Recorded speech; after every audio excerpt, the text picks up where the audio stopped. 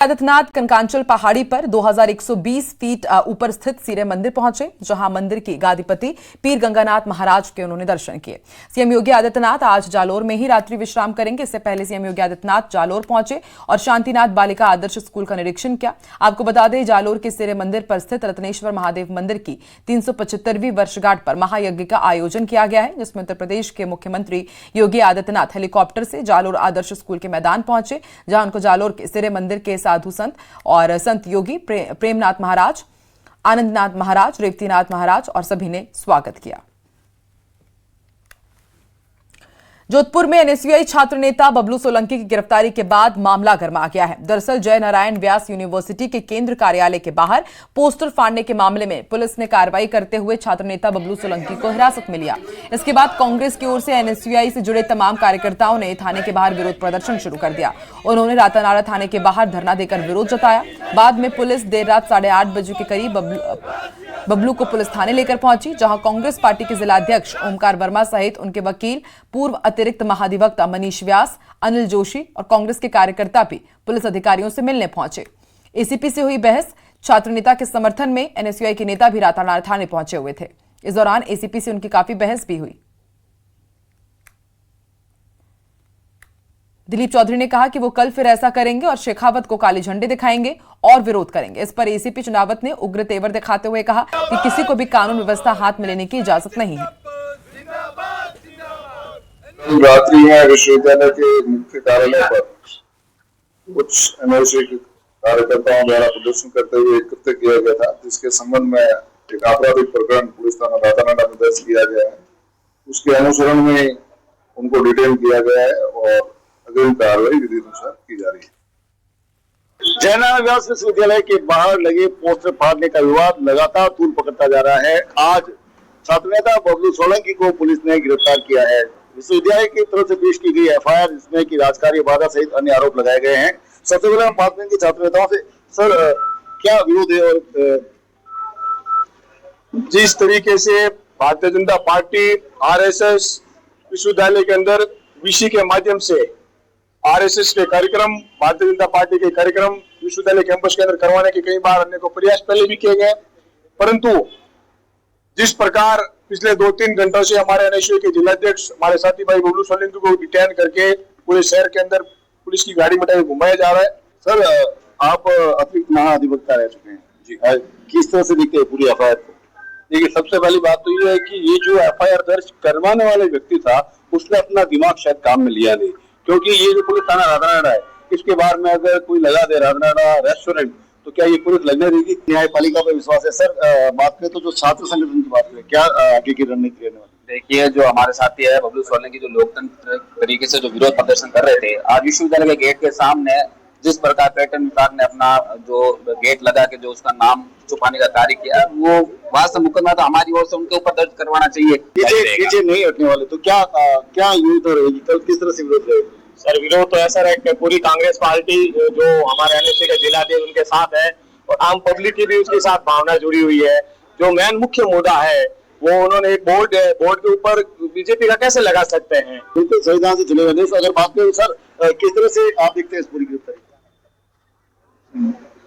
ये गिरफ्तारी बहुत ही गलत तरीके से की गई है। बीजेपी सरकार के द्वारा अपने शक्तियों का गलत प्रयोग कर रही है। हमारे साथ रातानाड़ा थानाधिकारी दिनेश जी। दिनेश जी, किस तरह से पूरी कार्रवाई को अंजाम दिया गया? वो रिपोर्ट प्राप्त हुई थी हमें विश्वविद्यालय प्रशासन के, इसमें बाद अनुसंधान हमने जो भी तथ्य पाए उस हिसाब से नियमानुसार गिरफ्तारी। तो फिलहाल अगर बात करें तो पुलिस विभाग की तरफ से ये कहना है कि उन्हें गिरफ्तार कर लिया गया और कल उन्हें कोर्ट में पेश किया जाएगा। अब देखने वाली बात है कि कल जो जोधपुर में जो राजनीतिक सरगर्मियां है वो किस तरह से पेश आने वाली है, उसको लेकर हर किसी की निगाह इस पूरे मामले पर टिकी हुई है। कैमरामैन समीर खान के साथ चंद्रशेखर व्यास, न्यूज़ 18 रास्ता। में अगर उन्हें एक्सपायरी डेट की बिस्किट खिलाई जाने लगे तो आप क्या कहेंगे? चौंकिए मत। बाड़मेर में आयोजित विकसित राजस्थान रन में ऐसी ही गफलत देखी गई। देखिए रिपोर्ट।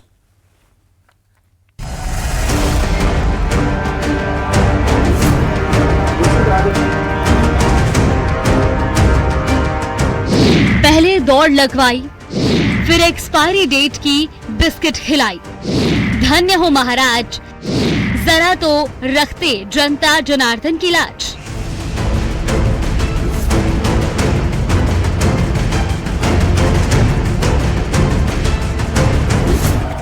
जिम्मेदारों के एक आह्वान पर पब्लिक भागी चली आई। आंखों में विकसित राजस्थान का संकल्प लेकर भरपूर दौड़ लगाई, लेकिन इसके बाद जो हुआ वो आम और खास को हैरान कर गया। दरअसल राजस्थान दिवस पर विकसित राजस्थान रन का आयोजन किया गया। 5000 युवाओं, बुजुर्गों और महिलाओं ने भाग लिया। पीजी कॉलेज से हाई स्कूल मैदान तक हुई दौड़। प्रशासन और जनप्रतिनिधियों ने हरी झंडी दिखाकर दौड़ को रवाना किया। प्रदेश के नागरिकों का अद्भुत उत्साह दर्शा गया कि राजस्थान नई ऊर्जा, नए संकल्प और नई दिशा के साथ आगे बढ़ रहा है। दौड़ पूरी होने के बाद प्रतिभागियों को नाश्ते में केले और बिस्किट बांटे गए। संयोग से कुछ नौजवानों की नजर एक्सपायरी डेट पर पड़ गई, जो एक सप्ताह पहले ही निकल चुकी थी। ये देखिए, एक्सपायरी डेट 8 मार्च 2026 लिखी है, जबकि इसे 15 मार्च को बांटा गया। युवाओं को बांटे बिस्किट में 144 पैकेट एक्सपायरी डेट के थे। नौजवानों ने सवाल उठाया कि अगर ऐसे बिस्किट खाने से किसी की तबीयत खराब हो जाती तो उसकी जिम्मेदारी कौन लेता। जो रन फॉर राजस्थान की जो दौड़ हुई थी उसमें मैं भी एथलीट था। जो पीजी के ग्राउंड से लेकर हाई स्कूल के मैदान तक है जो समापन समारोह था उसमें जो एथलीट्स को है जो केले और बिस्किट दिए गए थे, तो ये बिस्किट है जो एक्सपायरी डेट के साथ है और ये हजारों युवाओं के साथ है जो खिलवाड़ का है जो प्रदर्शन कर रहा है। और विथ प्रूफ के साथ मैं प्रूव करना चाहूंगा, ये है जो पूरा है जो एक्सपायरी डेट का बिस्किट है। मैं सुबह यहाँ पर जो रनिंग हुई थी उसमें शामिल हुआ था। इसमें जो बिस्किट और केले वितरण हुए थे, इसमें से जो हमें ये बिस्कुट दिया गया है पाले जी, ये एक्सपायरी डेट लिखी हुई है, आप खुद देख लीजिएगा। इसमें से अगर हमारे स्वास्थ्य युवा को स्वास्थ्य पर कुछ हानि या पहुंचती है तो उसके जिम्मेदार कौन होंगे। एक्सपायरी डेट पर सवाल उठने लगे। कहा गया कि बिस्किट जिस दुकान से खरीदे गए थे उसके मालिक के खिलाफ खाद्य विभाग कार्रवाई कर रहा है। श्रीमान एडीएम साहब से हमारे को वो मिली सूचना मिली थी, उन्होंने शिकायत की थी भाई यहाँ पे जो विकसित भारत रन है, राजस्थान रन है, उसके अंदर एक्सपायरी डेट के ये जो पार्ले जी बिस्कुट हैं ये गए हैं वहाँ पे और वितरित किए गए हैं। और इसमें अब हमें जो संबंधित जो दुकान है यहाँ पे उन्होंने बताया भाई गोपाल जी ये खतरी की दुकान है, यहाँ पे हम गए हैं, यहाँ पे हमने चेक किए हैं तो हमारे यहाँ पे लगभग 30 कार्टून मिले हैं, जो कि 10/3 को कुछ एक्सपायर हैं, कुछ 12/3 को एक्सपायर हैं। खास बात ये कि कार्यक्रम के दौरान जिला कलेक्टर टीना डाबी, एसडीएम राजेंद्र सिंह चांदावत, जिला परिषद सीईओ समेत कई प्रशासनिक अधिकारी मौजूद थे। इसीलिए भाव भंगिमा के जरिए प्रशासन इसे मानवीय भूल साबित करने पर तुला हुआ है। कहने वाले कह सकते हैं कि ये घटना राजस्थान दिवस जैसे महत्वपूर्ण अवसर पर प्रशासन की तैयारी और जिम्मेदारी पर गंभीर सवाल खड़े करती है। लेकिन क्या ये सच नहीं है कि जिम्मेदारों की इस चूक ने आम आदमी के प्रति सिस्टम के रवैये की चुगली कर दी है। हर समझदार को बता गई कि आप भले ही खुद को बहुत सीरियसली लेते हो, लेकिन सिस्टम की नजर में आप सिर्फ एक आंकड़ा है, वो आंकड़ा जिससे सरकार बनती है, लेकिन तंत्र में कोई गुंजाइश नहीं होती। न्यूज़ 18 राजस्थान के लिए बाड़मेर से प्रेमदान देथा की रिपोर्ट।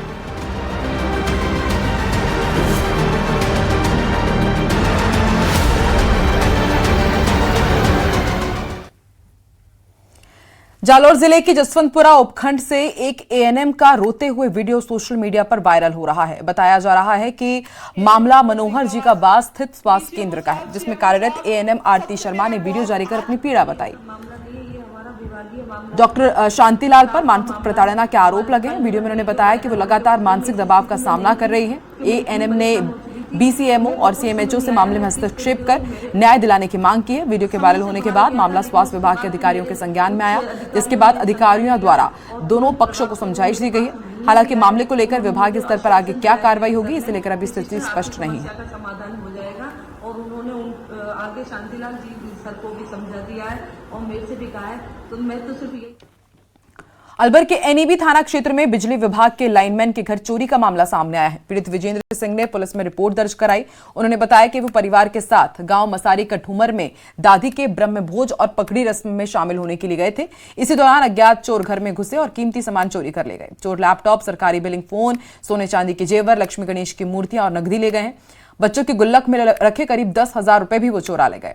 पुलिस ने जांच एएसआई कंवर सिंह को सौंपी है। लोगों से पूछताछ की जा रही है। सीसीटीवी फुटेज के आधार पर चोरों की तलाश है। नुक्ता में हम गए थे तो पीछे से हमारे घर में चोरी हो गई। कब गए थे? हम 12 तारीख को सुबह निकले। फिर आए कब? अब कल आज सुबह के देखा है तो घर के लोग पूरे टूटे हुए हैं। क्या क्या सामान चोरी हो गए? झुमकी हैं, कुंडल हैं, अंगूठी है, चैन है, कितना सोना है? कम से कम है सोना 3-4 तोला से ज्यादा सवाई है। माधोपुर जिला मुख्यालय के पुराने शहर स्थित जिला पुस्तकालय रोड पर नगर परिषद की जेसीबी से एक मकान के बाहर चल रहा निर्माण क्षतिग्रस्त हो गया। मकान मालिक हरकचंद जैन ने बताया कि नगर परिषद की जेसीबी गलता मंदिर की ओर किसी कार्य के लिए जा रही थी।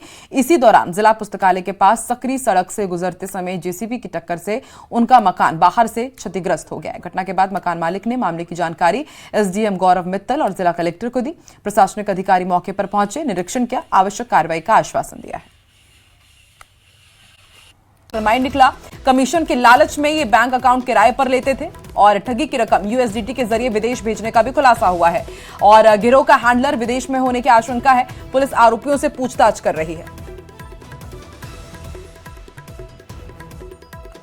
26 को मुझे डिजिटल अरेस्ट किया गया और इस डिजिटल अरेस्ट में उन्होंने मुझे डायरेक्टर से मिलवाया और कोर्ट में मेरा हियरिंग करवाई और उसके बाद मेरे से 1,85,23,000 का चेक लिया और अभी तक मैं डिजिटल अरेस्ट में ही चल रही हूँ। आज मेरे से 30 लाख का चेक मांगा था, मेरे खाते में 23 लाख ही थे, इसलिए 22 लाख का चेक मैं देने पंजाब नेशनल बैंक गई, जहां मुझे साइबर थाना में लाया गया। 1 जनवरी 2026 को एक महिला डिजिटल अरेस्ट के अंदर पीएनबी शाखा में पैसे जमा करवाने गई थी 22 लाख रुपए, जिस पर ब्रांच मैनेजर द्वारा साइबर थाने को इतला देने पर हमारी टीम वहां पहुंची और उस महिला से समझाइश करके और वो 22 लाख रुपए जमा करवाने से उसको रुकवाए। और उससे पहले उसने 18 फरवरी को 1 करोड़ और 85 लाख रुपए